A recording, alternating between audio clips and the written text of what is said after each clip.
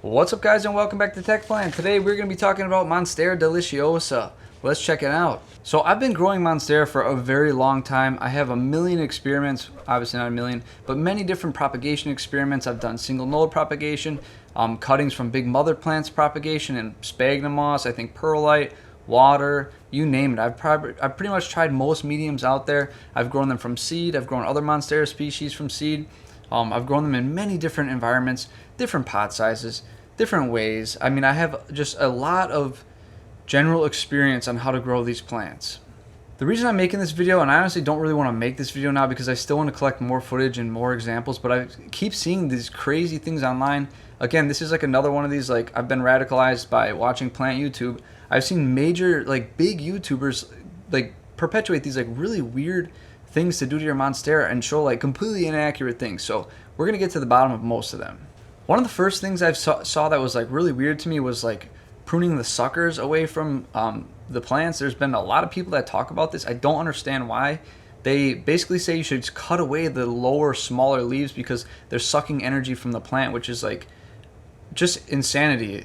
I don't understand why that's even a thing, because you can see that these Monsteras will just, like, kill their own leaves off when they become useless. When the plant no longer needs these leaves, they will slowly yellow, they'll take the nutrients out, and then the thing will just wither and fall off. There is no reason to cut any green leaf off unless for some reason it's like an aesthetic thing. But other than that, you're only harming the plant because you're just reducing its, like, ability to photosynthesize, and that's really the most important part of any plant is photosynthesis. So don't cut leaves off of your plants that don't need it unless there's some necessary aesthetic reason you're doing it. Leave green leaves on. There's no reason to cut them. Another thing I see a lot of, which in my opinion is more of just preference, you can either have a single Monstera stalk growing, or you can have a more bushy plant where you have multiple Monstera plants growing out of it. I have noticed that if you let a plant get really old, it will start to produce its own, like, little offshoots from the very base. I've seen that. They're usually pretty young. But yeah, you can choose either way to do it. It's definitely a lot easier to manage a single stalk. That's why I prefer it. But if you want more of a bushy look, you can start with just a whole bunch of them in the same pot. That's all there is to it. With multiples, you might be competing for resources, but honestly, I don't think it's that big of a deal. So don't worry too much about single versus like multiples. It's really a personal preference and what you're aiming for. Another thing I see a lot of YouTubers do is, like, face the Monstera the wrong way. There is a back and a front side to a lot of aeroids.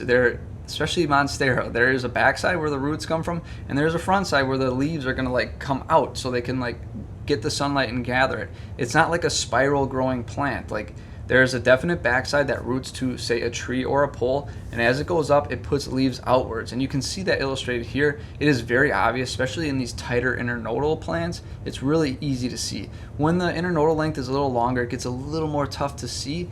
But yeah, hopefully you can really see this illustrated here properly.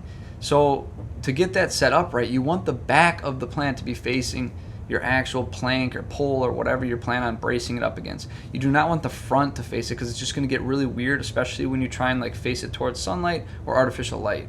Another thing I've seen a whole lot of is just, like, how to actually tie a plant to a pole. I've literally seen large YouTubers show the exact wrong way to do it, and I will show you exactly the wrong way to do it. So what you do not want to do is put a stake in your pot and then tie the leaves off, like the leaf stems off to the support. That will do nothing. As the plant matures and gets older, those older leaves are just going to die off and that support will be gone, and just the weight of the main growth vine is going to pull away. Those leaves aren't, like, that is not a way to secure it to a pole, and it is definitely not a way to encourage, like, bigger growth and make the Monstera feel secure.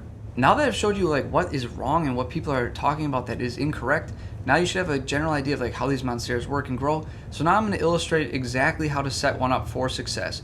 This is going to be based on a tie constellation. This thing needs repotting anyways, and I keep stepping on the roots and stuff, so it's just time to repot this thing. I am going to end up cutting some of those aerial roots because I stomped on them. They kind of pop like little, like, they almost feel like a giant bug if you step on it. It's kind of gross, but I don't want that, like, mushy stuff rotting, so I'm just going to slice it away. You can do that or not do that when you repot your stuff. It's just what I do and it works. But anyways, this is how we set this up properly. You'll notice I'm facing the back of the plant where all the roots come from, up against the plank. And then you can see all the leaves are basically growing and facing away from the plank. That is the proper orientation of a Monstera. And it's probably easiest to do this with a single Monstera plant in a pot with the whole planking set up. Like I said, if you want a bushier approach, then you can use skinnier poles and just brace the actual vine to the pole, not the leaves. But in this case, I want to get really big leaves, so I'm going to really push it up against that pole so it starts to feel secure, and I'm going to use a tie to tie that main vine to the plank. Now it is sort of including the base of the first leaf because I don't have much to work with here, but the important part is getting that main vine pushed up against that plank nice and firm. You want the roots to really start to sink in there so it can really get that initial hold. This is really important, and I've made a moss pole video all about this, but you need some good pressure, and that'll sort of encourage a little bit of moisture to build up in there, and we'll put out the smaller roots. I don't have a great way to illustrate this, but there are two types of roots on Monsteras, and I don't see a lot of people talking about this. I have some footage. Maybe I'll just put it in there. At this point, you should be able to see some cool footage here. There is a Monstera. This is like something in a conservatory, so I highly recommend you go to a conservatory and see how these naturally grow up trees.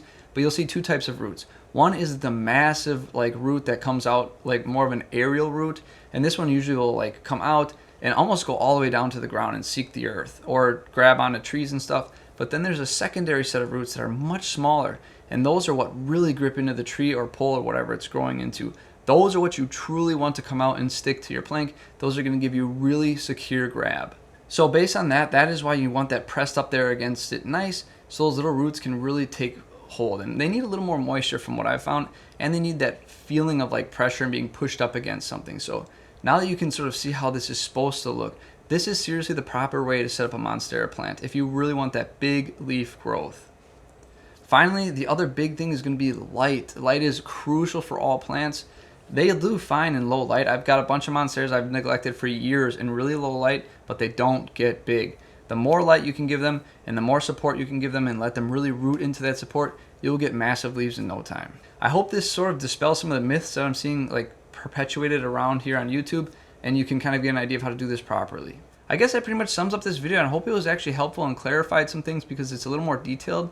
But yeah, that's pretty much it. May your guys' plants always grow strong and healthy. I'll see you next time.